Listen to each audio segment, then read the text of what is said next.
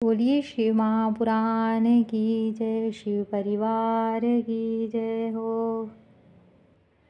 16वां अध्याय पार्थिव पूजन और उसका फल। ऋषि बोले, हे सूजी, अब आप हमें उस पार्थिव पूजन की विधि बतलाइए जिससे सभी अभीष्ट सिद्ध होते हैं। सूजी बोले, आपका प्रश्न बड़ा उत्तम है, आप सुनिए, मैं कहता हूँ। हे महर्षियों, मिट्टी से बनाई हुई प्रतिमा का पूजन करने से पुरुष हो या स्त्री सभी की मनोरथ पूर्ण होती हैं। इसके लिए नदी, तालाब, कुआं या जल के भीतर की मिट्टी लाकर सुगंधित द्रव्य के चूर्ण से उसका शोधन करें और अच्छे मंडप में बैठकर दूध डालकर अपने हाथ से सुंदर प्रतिमा बनावे। फिर पदासन से स्थित होकर उस पार्थिव प्रतिमा का आदर से पूजन करे। गणेश, सूर्य, विष्णु, पार्वती, शिवजी की मूर्ति और शिवजी के शिवलिंग का तो ब्राह्मण सदैव पूजन करे। जो इस प्रकार षोडशोपचार युक्त पूजन करता है उसके मनोरथ अवश्य ही सिद्ध होते हैं। किसी भी देवता के स्थापित किए लिंग पर 3 सेर नैवेद्य और स्वयं उत्पन्न हुए लिंग पर 5 सेर नैवेद्य चढ़ाने का नियम है। इस प्रकार जो 1000 बार नैवेद्य चढ़ाता है, यदि वह ब्राह्मण है तो उसे सत्यलोक की प्राप्ति होती है। ये सत्य है। 12 अंगुल चौड़ा और 25 अंगुल लंबा ये लिंग का प्रमाण है तथा 15 अंगुल ऊंचा लोहे का या लकड़ी के बनाए पात्र का भी नाम शिव है। ऐसे लिंगों की पूजा महापूजा कहलाती है और इनके अभीष्ट से आत्म शुद्धि, गंध चढ़ाने से पुण्य प्राप्ति, नैवेद्य चढ़ाने से आयु और तृप्ति तथा धूप देने से धन की प्राप्ति होती है। दीप से ज्ञान और तांबुल से भोग मिलता है। अतएव स्नान आदि से ये 6 पूजन के अंग का यत्न पूर्वक साधन करे। नमस्कार और जब से ये दोनों अभीष्टदायक हैं, इनको पूजा के अंत में अवश्य करे, क्योंकि इससे भोग और मोक्ष दोनों ही प्राप्त होते हैं। मानसिक पूजन में भी इनको अवश्य ही व्यवहार में लावे। जो जिस देवता की पूजा करता है वह उस देवता के लोक को प्राप्त होता है, साथ ही उसे उनके बीच के लोकों में भी यथेष्ट भोग मिलते हैं। हे महर्षियों, आप श्रद्धा से सुनिए, मैं विशेष रीति से वर्णन करता हूँ। इस भूलोक में श्री गणेश जी सम्यक प्रकार ऐसे पूजनीय हैं कि जिनसे अभीष्ट सिद्ध होता है। जैसा शिवजी ने नियत किया है उसके अनुसार तिथि, वार, नक्षत्र आदि का समुचित विचार कर जो सविधि इनकी पूजा करता है उसके कौन से मनोरथ पूर्ण नहीं होते। गणेश पूजन से सभी पाप दूर भाग जाते हैं और वह अपने सभी अभीष्टों को पूर्ण करते हुए मोक्ष तक को पहुंच जाता है। इसी प्रकार श्री विष्णु जी तथा और भी देवताओं को की भी जो जिस की पूजा करना चाहता है वह उन देवताओं के वार, तिथि, नक्षत्र का विचार कर षोडशोपचार भजन करे तो उसके अभीष्ट की प्राप्ति होती है। शिवजी का पूजन तो सब मनोरथों को देने वाला है। जो अर्धा नक्षत्र में महाअर्धा में माघ कृष्ण चतुर्दशी को शिवजी का पूजन करता है उसकी आयु बढ़ती है, मृत्यु हरण होती और सर्वसिद्धि की प्राप्ति होती है। ऐसे ही और भी नक्षत्रों, महीनों और वारों में शिवजी की पूजा का अद्भुत महात्म्य है। शिवजी का भजन भोग मोक्ष को देने वाला है। वारों के हिसाब से कार्तिक मास में देवताओं का यजन विशेष फलदायक होता है।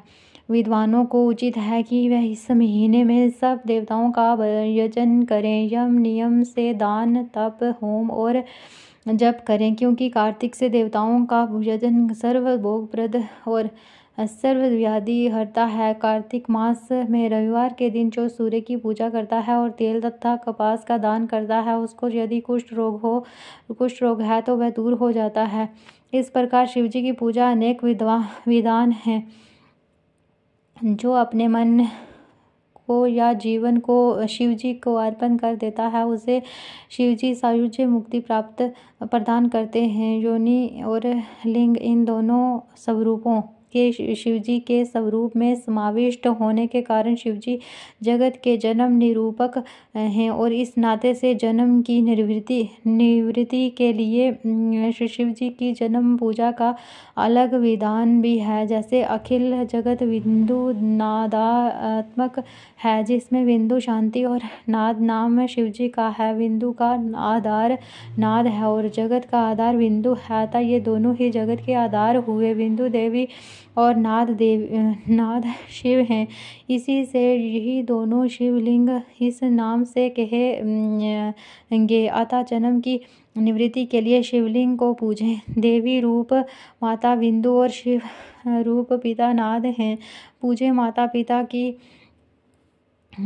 की पूजा करने से निश्चय ही परमानंद प्राप्त होता है। जिसे परमानंद की इच्छा हो वह शिवलिंग की पूजा करे।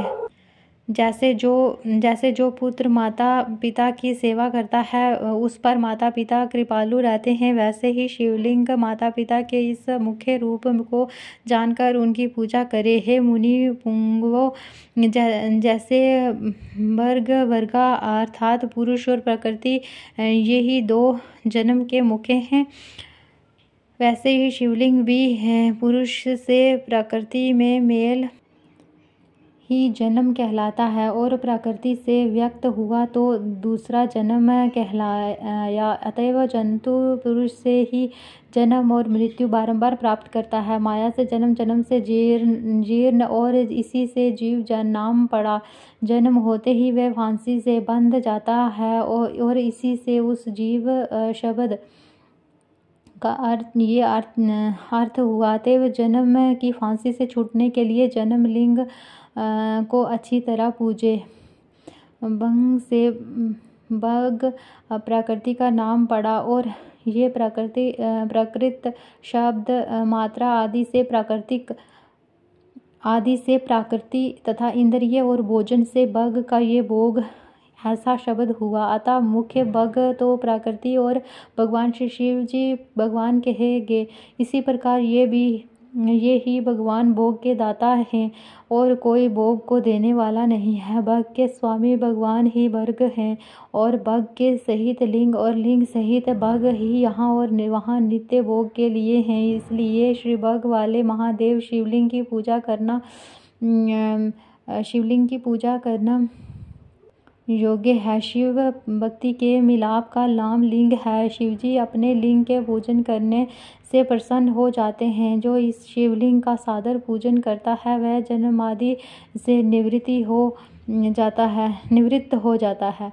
आदित्यवार के दिन पंचगव्य द्वारा शिवजी को स्नान करावे। गोबर, गोमूत्र, गोदुग्ध, गोघृत और मधु यही पंचगव्य हैं। फिर दुग्ध आदि से अलग स्नान करावे। शहद, ईख का रस और गोदुग्ध से अन्न का नैवेद्य बनाकर प्रणव पूर्वक चढ़ावे। जो इस प्रकार आदित्यवार के दिन प्रणव पूर्वक महालिंग की पूजा करता है उसका पुनर्जन्म नहीं होता। रुद्राक्ष धारण करने से, चौथाई विभूति धारण करने से, आधा मंत्र जपने से, पौन और पूजन से पूर्ण भक्ति प्राप्त करता है।